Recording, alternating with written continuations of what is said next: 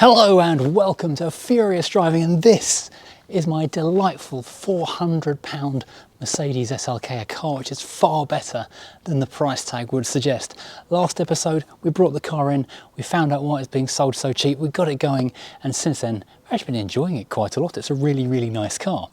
Although we are sort of starting to see why it was being dumped so cheaply, but there's a few things to start going through and sort out in this video while we make a decision on how far we want to take this car, how much we want to spend on it, and what we're going to do with it. Now obviously it's not the prettiest car in the world because it is quite scruffy in terms of it's been crashed a little bit at the front, it's been crashed a little bit at the back, the paint is unbelievably bad, it's definitely bringing the property prices down a little bit. And I could go crazy fixing trim, sorting out little details, but I'll try and work out what to do in this video and I'll take you along for the ride. First thing to do though is this terrible number plate, because honestly it looks awful. Where it's been shunted in the back of a van or something, that looks nasty. So £15, very well spent. It's going to make the car look about 3 times as good.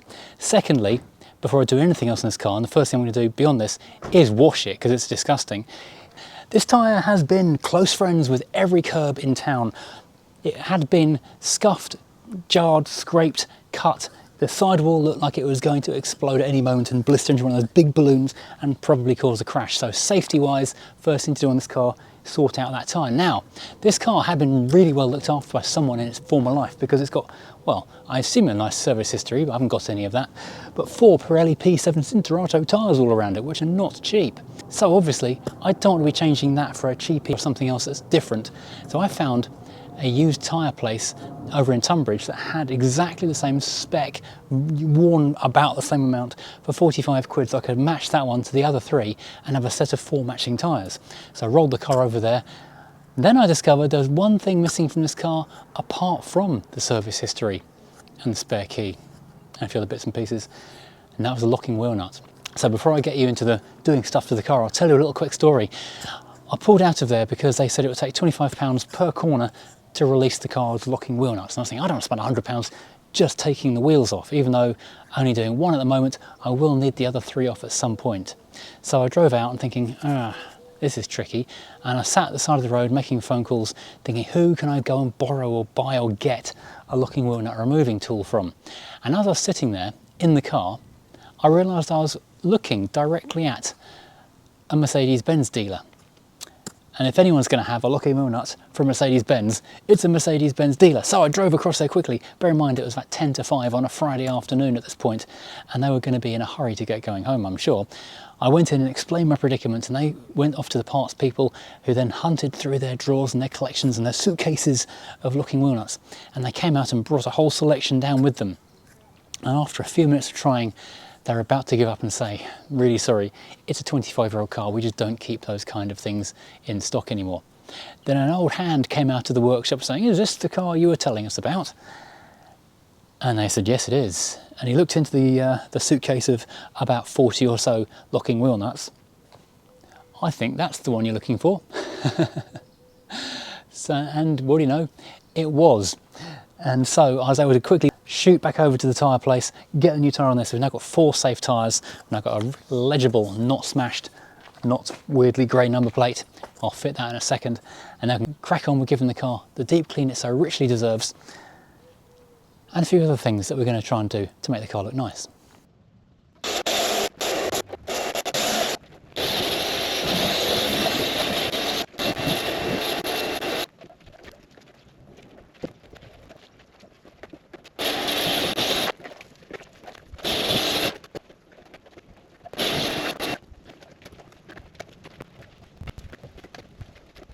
The cabin, although it's in relatively good condition, apart from a few scrapes in the light coloured beige areas, is pretty grim. I want to give it a good clean before I touch anything, especially things like the gear knob has gone a particularly unpleasant shade of grim, and the door handles are very nasty indeed. I don't know how well this is showing up, but a quick swizz over with the interior cleaner has made a world of difference to this car's cabin. Things like the top of the gear shift is no longer unpleasant to touch, and the armrest actually looks quite nice now.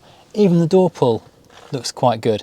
I mean, it can't work wonders on where the colour has been rubbed away and been scratched away. There's nothing I can do about that. So I'm now looking into the possibility of getting either modelling paint, like, you know, the enamel paint you get for Tamiya models, or possibly a repair kit. Someone said online that there's a repair kit you can get for these things to try and touch in the scratches. This can be made better, but it's as good as clean can be done, and it looks significantly better right now. Honestly, it's amazing just how much better this car looks just for a simple snow foam shampoo and dry off with a couple of microfibers. The car looks 1,000 times better because frankly it was bringing the property prices down the way it was looking before. But it's not perfect yet, and I know there is a little bit of rust around it which we're going to deal with later on. Just running your finger across here, it feels like you're touching a breeze block, not a car. So we're going to get the clay bar out, which means two things. First of all, the car's going to be an awful lot smoother to touch. Secondly, we can do the terrible clay bar, gonna take you to the clay bar joke again, which no one laughs at, but I still like. Anyway, let's crack on. Now, fortunately, today's been like 39 degrees or something, it certainly feels like anyway, so everything's really warm and malleable, so it's making it really, really easy to do this job. Ooh, that's grim.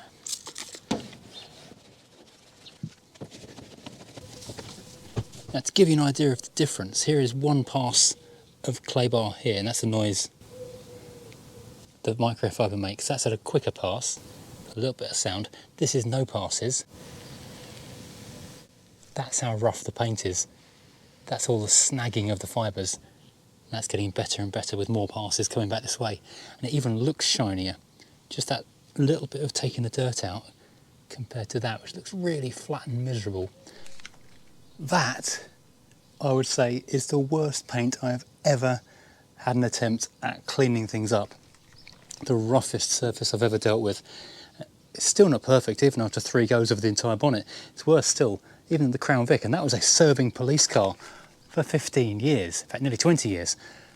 So yeah, this is well needed for doing this job.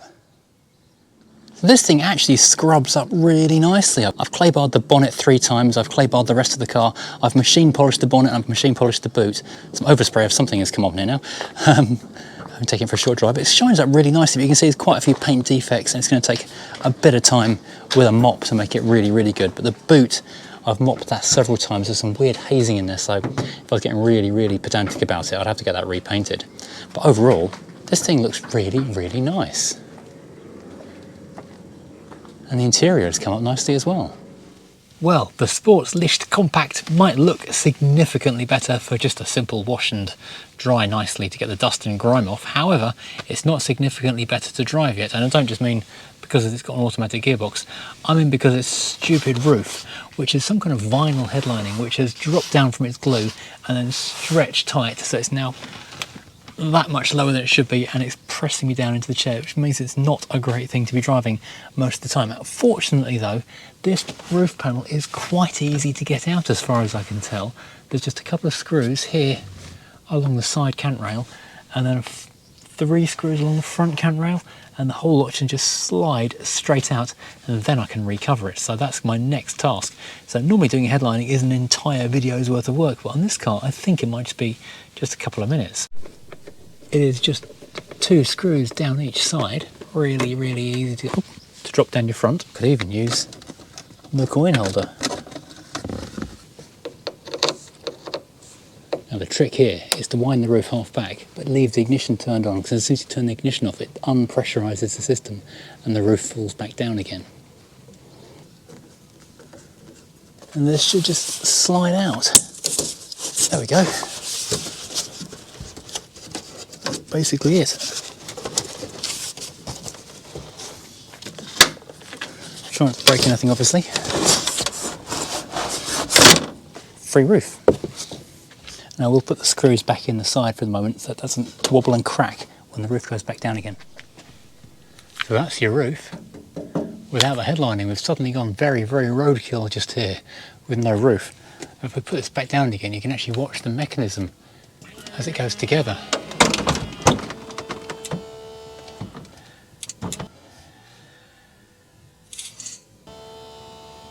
There's the roof going back, and windows going up.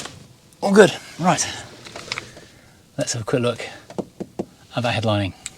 So you can see how much this has sprung out from its backing. So is it the glue that's failed, or was there foam on the back of this?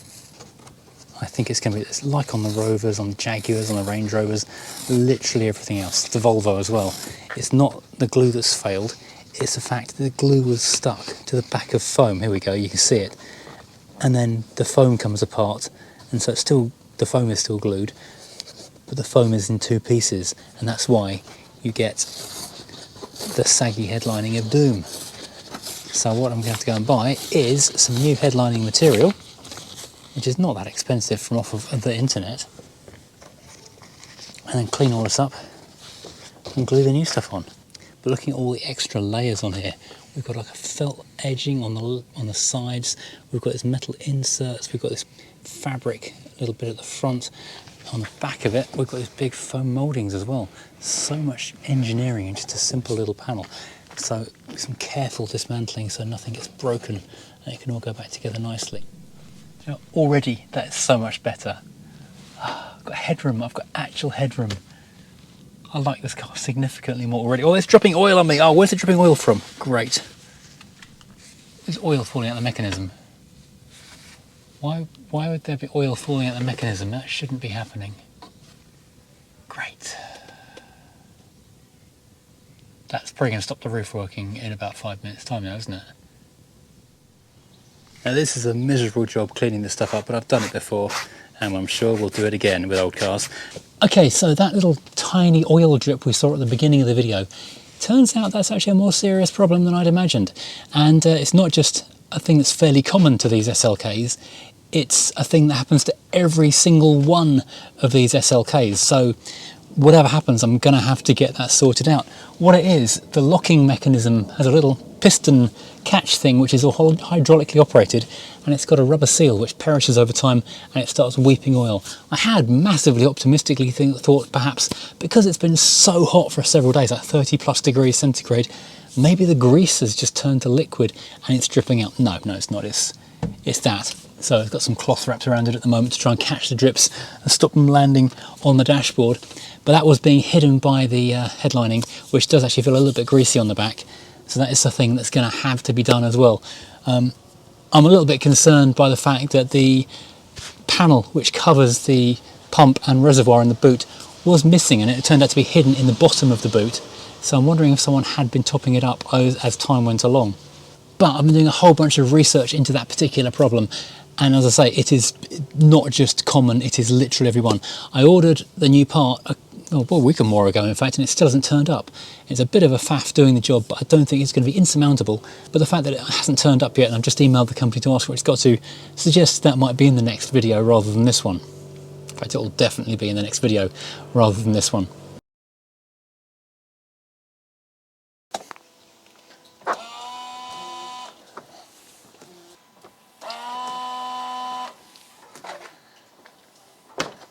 Right, so the windscreen washer action is significantly suboptimal. This one is a little fountain under the bonnet and that one does literally nothing.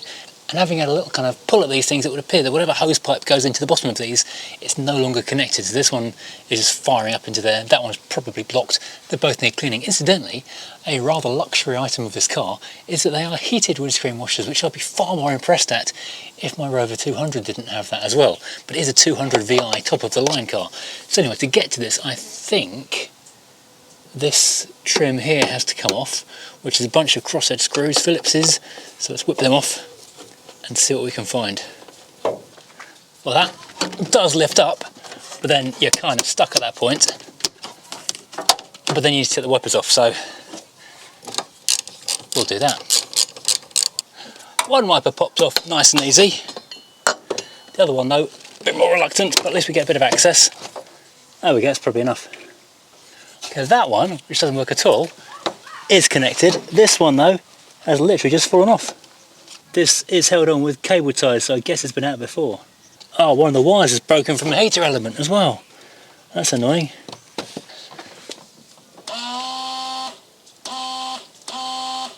This one was very blocked indeed, but now that's flowing. I reckon that one's blocked as well.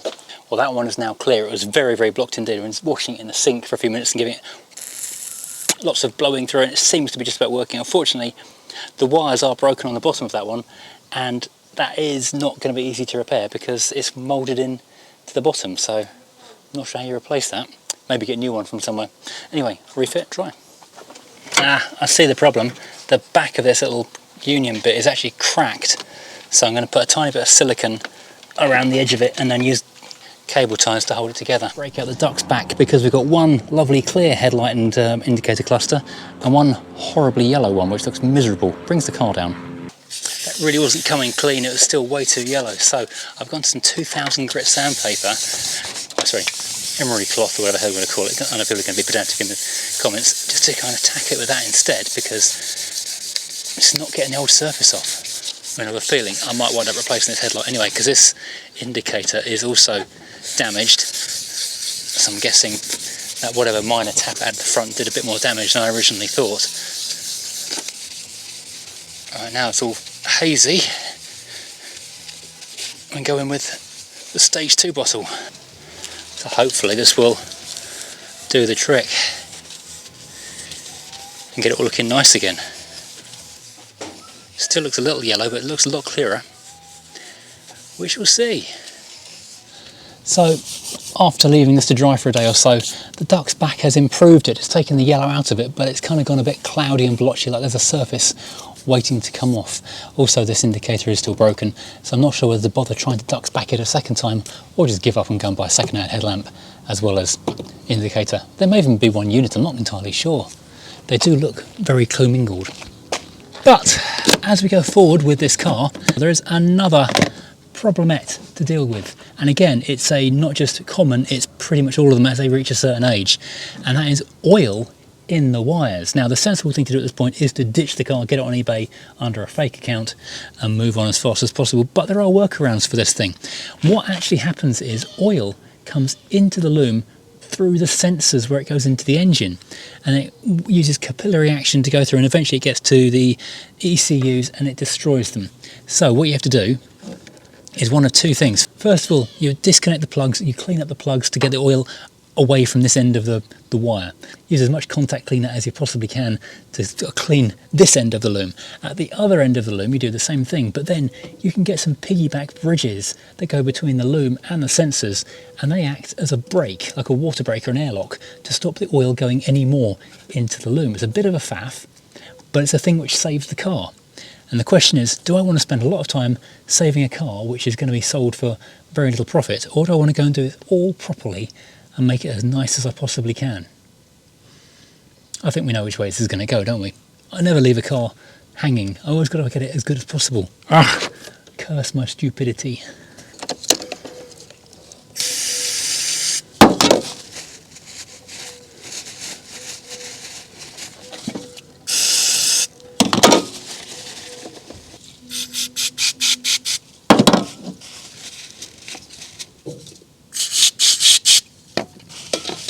Well, this isn't done yet, but it turns out this is actually rather hard to do because this foam-backed vinyl I bought is an awful lot thicker than the stuff that came off, and it doesn't want to crease into the corners quite as nicely. So I'm spending a bit of time letting it dry for an evening and then hitting it with a hot air gun and then trying to stretch it and pull it. So it's going to take a few days to get it exactly right. And obviously, I'm not going to bother putting it back until I've done that leaking seal in the roof mechanism. So there's no real rush on it. So there's no point in rushing and getting it any worse than it already is. So that's going to sit out here. Meanwhile, the car itself, let's go outside. So this thing actually looks really quite tidy from a distance. It's definitely a bit of a 10-yarder rather than a close-up and win a concourse kind of a deal. Ouch! But it's a really nice car to be in. It looks nice in the driveway. Get lots of nice comments about this car as well, surprisingly, for a £400 car, which is the aspect of it I really can't get over. It's just such an amazing buy for 400 quid. There's a bunch more basics I've got to do to it. It needs the cooling system flushing out because it's only running on basic tap water at the moment. It needs proper Mercedes coolant in there. It needs an oil change. It probably wouldn't hurt to get a new set of spark plugs in there as well, and of course the belts. But there's a whole bunch of other stuff. I mean, how far do I take this car with a car that I'm flipping? Although Mrs. Furious has taken it to work quite a lot this week.